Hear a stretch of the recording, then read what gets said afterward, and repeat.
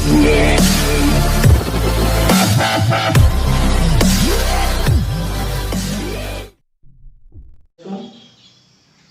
हम लोग कक्षा 10 का नेक्स्ट टॉपिक इम्पॉर्टेंट टॉपिक जिससे 2-3 नंबर बोर्ड एग्जाम में पूछा जा सकता है, वो बहुत ही इंटरेस्टिंग टॉपिक है द्विघात समीकरण।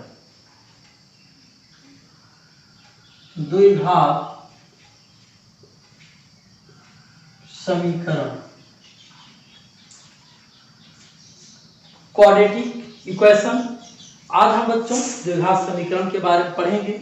आप जो है पिछले क्लासों में बहुपद के बारे में पढ़ चुके हैं, नहीं तो आप हमारे वीडियो में भी देख सकते हैं। कक्षा 9 में हमने बहुपद का बेसिक आपको बताया है, उसी को लेकर आपको हम नेक्स्ट पढ़ाते हैं द्विघात समीकरण। देखिए बच्चों, आपको बताया गया था कि px equal to a0 plus a1x a2x square plus dot dot an(x) की पावर n, जहां पे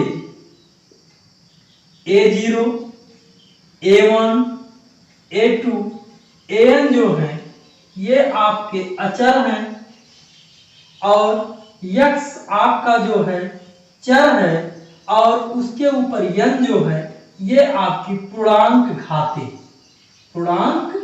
घाते हैं। और इसी को जो है हम बहुपद कहते हैं जब ये घाते जो होती हैं वो ऋणात्तर पूर्णांक होती। घाते क्या होती हैं? ऋणात्तर पूर्णांक होती हैं, तो इसी को हम बहुपद कहते हैं। आज आपको बताना है कि बहुपद में आपने पढ़ा था एक घातीय बहुपद, द्विघातीय बहुपद, त्रिघातीय बहुपद। तो जो द्विघातीय बहुपद होगा, द्विघातीय बहुपद जो होगा, अगर उसी को हम इक्वल टू 0 लिख देंगे बच्चों, तो उसी को द्विघात समीकरण कहा जाएगा। जैसे बच्चों आपको बताया जाए कि px equal to x square plus 5x plus 6, px equal to x square plus 5x plus 6, ये एक बहुपद है। ये क्या है बच्चों? एक बहुपद है, क्योंकि इस बहुपद की, इस व्यंजक की जो घाते हैं वो ऋणात्तर पूर्णांक हैं, इसलिए यह एक बहुपद है।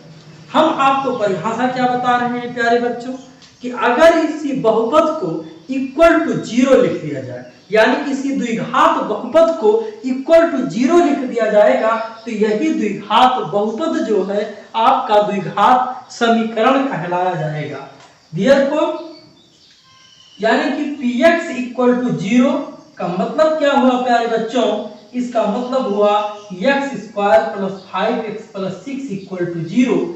जो ये आपका द्विघात बहुपद था, तब इसी को हम क्या कहने लगेंगे? द्विघात समीकरण कहने लगेंगे। क्या कहेंगे प्यारे बच्चों? तब इसी को हम क्या कहेंगे? द्विघात समीकरण कहेंगे। इतनी बातों को एक बार पुनः आप समझ सकते हैं परिभाषा को द्विघात समीकरण के, कि द्विघात बहुपद को इक्वल टू 0 लिखने पर जो हमको प्राप्त होगा वही द्विघात समीकरण कहलाएगा। आइए इसको हम जनरल फॉर्म में देखते हैं। द्विघात समीकरण को जनरल फॉर्म में देखते हैं।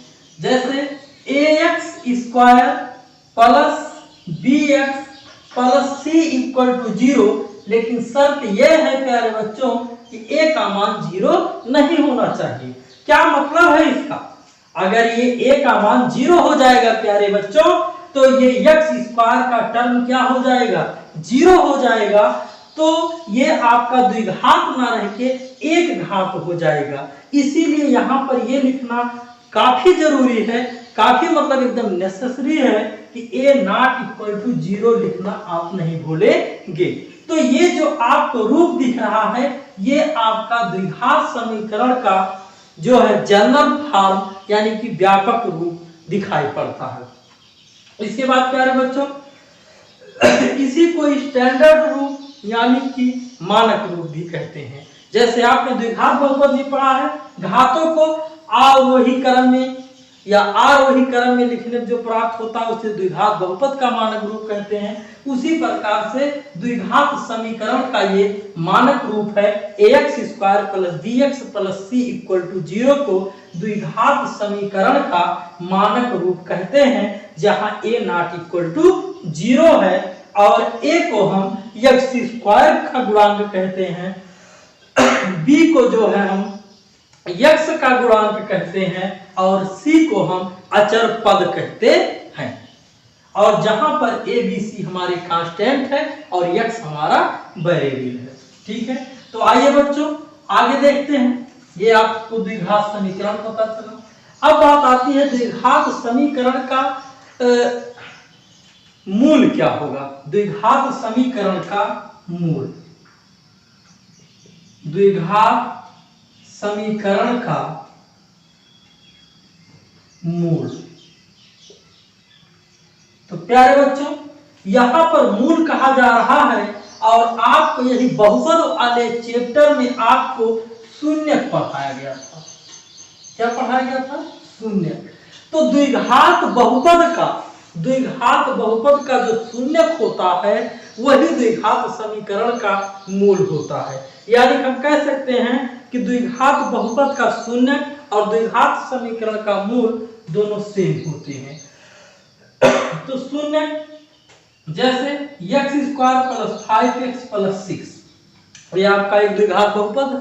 इसका शून्य क्या होता है? क्या होता है इसका शून्य? ऐसा कोई मान जो इसमें रखने पर इसको शून्य कर दे। ऐसा कोई मान जो इस बहुपद में रखने पर इसको शून्य कर दे, उसे इस बहुपद का शून्य कहते हैं। उसे इस बहुपद का शून्य कहते हैं।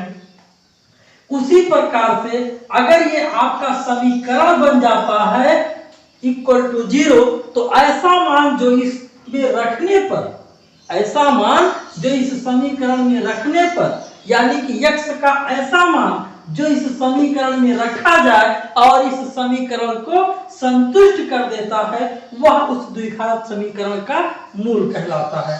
जैसे हम x बराबर इसमें -3 लेते हैं, रख देते हैं जहां जहां x है, -3 का होल स्क्वायर 5 इंटू -3 प्लस 6, -3 का आप होल स्क्वायर करेंगे 9 होगा, प्लस माइनस का मल्टीप्लाई करेंगे तो माइनस होगा। चिन्हों का गुणा आप जानते हैं प्यारे बच्चों, प्लस और माइनस का अगर मल्टीप्लाई किया जाता है, यानी दो अपोजिट चिन्हों का अगर मल्टीप्लिकेशन होता है तो उसका रिजल्ट सदैव निगेटिव आता है। तो 5 का 3 से मल्टीप्लाई करेंगे तो 15 और प्लस 6 और 9 में अगर आप प्लस 6 ऐड करेंगे तो निश्चित रूप से आपको 15 - 15 तो आपको क्या मिलेगा इक्वल टू 0। यानी कि x इक्वल टू -3 रखने पर, x इक्वल टू -3 इसमें रखने पर ये आ जाता है इक्वल टू 0। यानी कि लेफ्ट हैंड साइड में आप रखते हैं, राइट हैंड साइड आ जाता है। यानी कि x इक्वल टू -3 इस समीकरण को संतुष्ट कर रहा है, सेटिस्फाई कर रहा है। इसका मतलब क्या हुआ कि x बराबर -3 जो है ये समीकरण का मूल होगा। x बराबर -3 क्या होगा? समीकरण का मूल होगा। इस प्रकार से अगर आपसे क्वेश्चन पूछा जाता है कि बताइए ये इसका मूल है या इसका मूल नहीं है, तब आप क्या करेंगे? उसको रखेंगे। अगर इक्वल टू 0 आ जाता है तो उसका मूल होगा, अगर इक्वल टू 0 नहीं आता है तो उसका मूल नहीं होगा।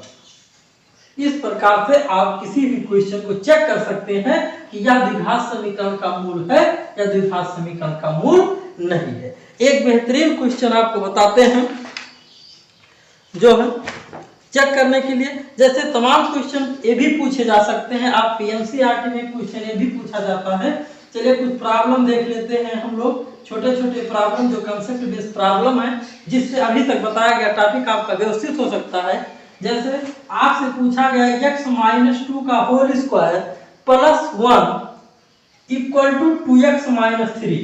एनसीईआरटी का क्वेश्चन है प्यारे बच्चों कि पूछ रहा है बताइए ये द्विघात समीकरण है कि नहीं है। कुछ बच्चे क्या करते हैं, तुरंत देखे घात द्वि लगा है, तुरंत उत्तर लिख दिए हाँ ये द्विघात समीकरण है। नहीं प्यारे बच्चों, ये बिल्कुल गलत मेथड है। आपको इसको सॉल्व करेंगे, सॉल्व करने के पश्चात अगर उसकी सबसे बड़ी घात 2 आती है तब हम कहेंगे कि ये द्विघात समीकरण है। सबसे बड़ी घात की बात आ गई तो पुनः अब जैसे बहुपद में बताया गया था कि किसी व्यंजक की किसी बहुपद की घात क्या होती है, उस व्यंजक की सबसे बड़ी घात को ही हम उस बहुपद की घात कहते हैं। उसी प्रकार किसी समीकरण में उसकी सबसे बड़ी घात को ही हम उसकी घात कहते हैं। तो चलिए इसको सॉल्व करते हैं यूजिंग फार्मूला और हम देखते हैं कि क्या ये द्विघात समीकरण है या नहीं। a माइनस बी का होल स्क्वायर, सभी बच्चे जानते होंगे फार्मूला, नहीं जानते हैं फार्मूला तो आप देख लीजिए। a माइनस बी का होल स्क्वायर बराबर होता है प्यारे प्यारे बच्चों a square plus B square minus 2ab, a square plus B square minus 2ab। आप इसको हल करेंगे, फार्मूले का यहाँ पर लगाए तो क्या हो जाएगा, x स्क्वायर 2 का स्क्वायर होगा तो क्या हो जाएगा 4 माइनस 2ab यानी कि minus 4x plus 1 equal to 2x minus 3। क्या करना है आपको, सभी टर्म्स एक तरफ कर लीजिए, x square plus 4 minus 4x plus 1, ये प्लस इधर आएगा क्या हो जाएगा माइनस 2x, माइनस इधर आएगा तो प्लस 3 इक्वल टू 0।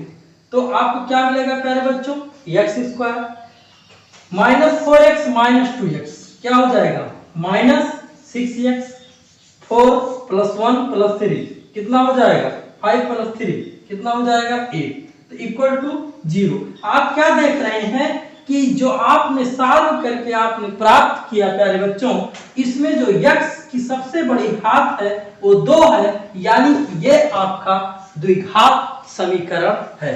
इस प्रकार से तुरंत ही जल्दबाजी में आंसर हमको नहीं देना है, उसको व्यवस्थित रूप से सॉल्व करना है।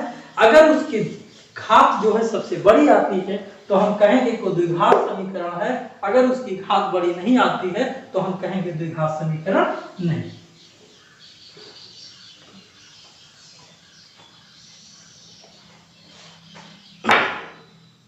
फिर इसके बाद देखते हैं, एक आपको बताते हैं कि जैसे इस प्रकार का भी क्वेश्चन पूछा जाता है प्यारे बच्चों, 6x square minus x minus 2 equal to 0 और लिख देगा कि जांच कीजिए x बराबर 1/2 और x बराबर माइनस 2/3, x बराबर 1/2 और x बराबर माइनस 2/3 इसका शून्य या मूल है या नहीं। क्वेश्चन फिर सुन लीजिए प्यारे बच्चों, क्वेश्चन आपसे पूछा जाता है 6x square minus x minus 2 equal to 0 का x बराबर 1/2 और x बराबर माइनस 2/3 मूल है, शून्य है अथवा नहीं। तो आप क्या चेक करेंगे, बारी बारी से एक बार आप x बराबर 1/2 इसमें रखेंगे, अगर इक्वल टू 0 आ जाता है तो मूल है, नहीं आता है तो मूल नहीं है, उसी प्रकार से इसको चेक करेंगे। तो आइए हम लोग चेक करते हैं और इस क्वेश्चन को भली बात समझते हैं। तो पहले हम ट्राई करते हैं x इक्वल टू 1/2 रखें, तो देखिए क्या होता है, इसके लेफ्ट हैंड साइड में रखते हैं 6 1/2 का whole square minus 1/2 minus 2, solve कर लीजिए, बेहतर ढंग से आप सॉल्व कर सकते हैं। 6 1/2 का होल स्क्वायर यानी कि अंश का स्क्वायर और हर का स्क्वायर, तो 1 का स्क्वायर 1 ही होगा, 2 का स्क्वायर कितना होगा 4 होगा, माइनस 1/2 माइनस 2, इसको सॉल्व कर सकते हैं। 2 3 6 2 दूनी 4 कितना आ गया बच्चों 3/2 माइनस 1/2 माइनस 2, हर बराबर है, इतने को सॉल्व कर सकते हैं आप, 2 लिख सकते हैं, 3 में से 1 जाएगा 2 हो जाएगा, 2 से 2 कैंसिल हो जाएगा, 1 माइनस 2 इक्वल टू माइनस 1 होगा जो कि नॉट इक्वल टू 0 है। तो ये आपको बताता है कि इसका मतलब x बराबर 1/2 जो है दिए गए द्विघात समीकरण का मूल नहीं है। अगर इक्वल टू 0 आ जाता तो हम क्या कहते हैं प्यारे बच्चों कि ये मूल है। आप इसको स्क्रीनशॉट लेकर भी चेक कर सकते हैं कि ये मूल है या मूल नहीं है। देखिए नेक्स्ट हम चेक कर लेते हैं प्यारे बच्चों, x इक्वल टू माइनस 2/3 रख के चलो चेक कर लेते हैं। आइए हम चेक करते हैं, 6 इंटू माइनस 2/3 का whole square minus 2/3 minus 2, check कीजिए माइनस का स्क्वायर होगा बच्चों, आपको पता होगा कि माइनस का स्क्वायर होगा तो प्लस हो जाएगा, 2 का स्क्वायर होगा तो 4, 3 का स्क्वायर होगा तो 9, माइनस माइनस प्लस -2 इतना हो जाएगा।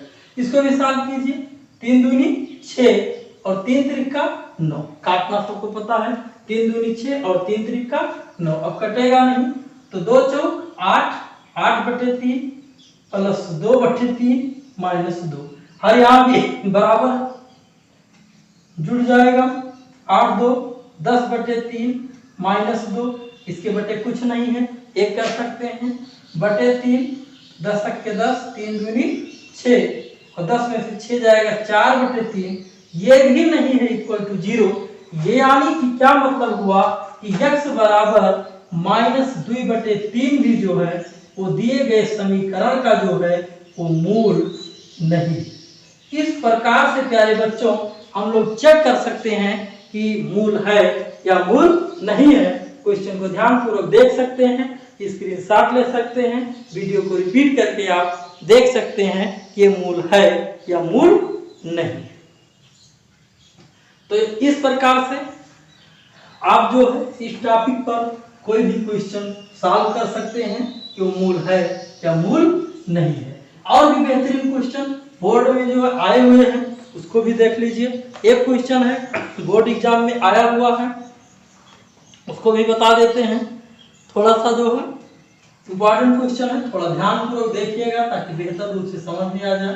प्रॉब्लम यह है, ध्यान से सुनिएगा, कह रहा है कि यदि x का मान 2 है, दिख रहा होगा, यदि x बराबर 2 है और x बराबर 3 है, x बराबर 2 है और x बराबर 3 है, तो आपसे कहता है कि एक समीकरण दिया गया है 3x² - 2kx plus 2m equal to 0। 3x² - 2kx plus 2m equal to 0 के मूल है, के मूल है। तो आपको बताना है कि k और m का मान बताना है। तो k और m का मान आपको बताना है। ये इंपॉर्टेंट क्वेश्चन है कक्षा 10 यूपी बोर्ड के विद्यार्थियों के लिए। कह रहा है कि यदि x बराबर 2 और x बराबर 3 इस समीकरण के मूल हैं तो हमको k और m का मान बताइए। तो आइए देखते हैं प्यारे बच्चों इसको सॉल्व हम कैसे करेंगे। आप कंसेप्ट पर जाइए, आपको यही बताया गया है। अगर दिया गया है कि यह समीकरण का मूल है, ए समीकरण का मूल है, 2 समीकरण का मूल है, तो अगर वो समीकरण का मूल होगा तो निश्चित रूप से दिए गए समीकरण को वो संतुष्ट करेगा। और संतुष्ट करने का क्या मतलब होता है कि अगर आप x का मान रखेंगे तो left hand side equal to right hand side आ जाएगा, यानी कि राइट हैंड साइड में इक्वल टू 0 है तो वह मान रखने पर उसका मान 0 आएगा। तो देखिए कह रहा है कि x बराबर 2 इसका मूल है, x बराबर 3 इसका मूल है, तो निश्चित रूप से अगर ये मूल है तो इसको संतुष्ट करेंगे। तो आइए रख के देखते हैं। एक बार x बराबर 2 रखेंगे, -2k × 2 plus 2m equal to 0। काहे इक्वल टू 0 लिख दिए? क्योंकि ऑलरेडी दे चुका है कि ये x बराबर 2 और x बराबर 3 इस दिए गए समीकरण के मूल है, इसीलिए हम यहाँ पर इक्वल टू 0 लिख पा रहे हैं। अब इसको साथ 2 का स्क्वायर 2 दूनी 4 दिया 12 माइनस 2 दूनी 4 के प्लस 2m इक्वल टू 0। फिर इसको चाहो तो आप अच्छा एक तरफ कर लीजिए, जैसे समीकरण हल किया जाता है। इक्वल टू +12 है, यहाँ पर लाके -12 करके समीकरण 1 लिख के आप छोड़ सकते हैं। सेम यही काम x बराबर 3 के लिए, तो 3 रखेंगे यहाँ पर, तो 3 × 3 का square minus 2k × 3 plus 2m equal to 0। तो 3 3 का 9, 9 3 27, 2 तिहाई 6 के प्लस 2m इक्वल टू 0। फिर गिनती उधर कर सकते हैं आप, -6k plus 2m equal to -27। इसको समीकरण 2 कर सकते हैं। समीकरण 1 और 2, समीकरण को हल करने के लिए आपके पास कई विधियां हैं। विलोपन विधि है, प्रतिस्थापन विधि है, वृत्त गुणनखंड विधि है, उसमें से कोई एक विधि लगा सकते हैं। हम यहाँ पर विलोपन विधि लगाएंगे क्योंकि हमको ये स्टेप दोनों क्या मिला है, इक्वल मिला है। ये दोनों स्टेप इक्वल मिला है, चिन्ह भी इसका भी प्लस है, इसका भी प्लस है। अगर इसको हमको विलुप्त करना है, काटना है, तो हम इसको क्या करेंगे, घटाएंगे। इसलिए हम एक काम क्या करेंगे, समीकरण 1 माइनस समीकरण 2 कर देंगे। पहले 1 और 2 करते हैं तो देखिए घटाएंगे जब हम, तो ऊपर नीचे लिख देते हैं एक बार आपकी आसानी के लिए, बाकी आपकी अभ्यास बन जाएगा। तो डायरेक्ट आप इसको कर सकते हैं, -6k plus 2m equal to -27। घटाने से चिन्ह बदल जाता है, ये माइनस से प्लस हो जाएगा, ये प्लस है माइनस, ये माइनस से प्लस हो जाएगा।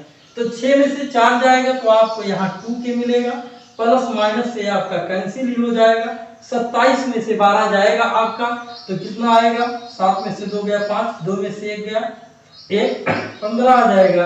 यानी कि आपको जो k का मान मिल जाएगा वो 15/2, यानी कि 7 सही 1/2। तो जो आपको k का मान प्राप्त हो जाएगा वो 15/2, यानी कि 7 सही 1/2 प्राप्त हो जाएगा।